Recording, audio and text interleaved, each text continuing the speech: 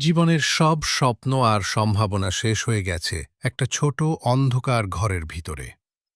জাপানে প্রবাসী একজন ছাত্র, যিনি ৬ মাস ধরে একা, নিঃসঙ্গ, ক্ষুধার্ত অবস্থায় নিজ ঘরের ভেতর নিজেকে বন্দী করে রেখেছিলেন।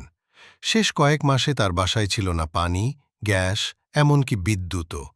বন্ধ ছিল ফোনের সিম, ছিল না কোনো যোগাযোগের সুযোগ।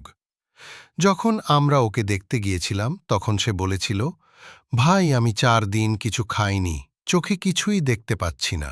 আমরা বলেছিলাম, দরজাটা একটু খোলার চেষ্টা কর। কিন্তু দুর্বল শরীরে এতটুকু শক্তিও আর ছিল না তার।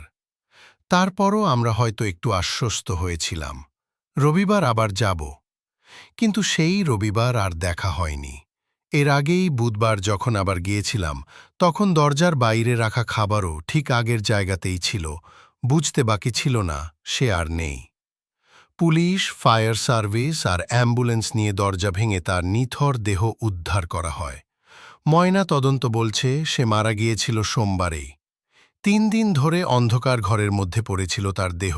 চোখ দুটি ছিল খোলা, মুখ শুকিয়ে কাঠ, শরীর ছিল কাঠের মতো শক্ত, এক ফোঁটা পানিও পায়নি মৃত্যুর আগে।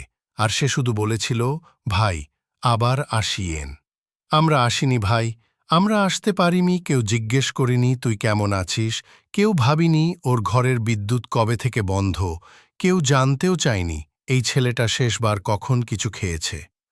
আজ যখন তার ছোট ভাই এসে মৃতদেহ শনাক্ত করল, তখন তার একটি চোখ ছিল খোলা, আর একটি অর্ধেক। এমন মৃত্যু কোনো মানুষের প্রাপ্য না, তবে এই মৃত্যুর দায় আমাদের সকলের। আমরা যেন আর কখনো এমন ঘটনার নীরব সাক্ষী না হই।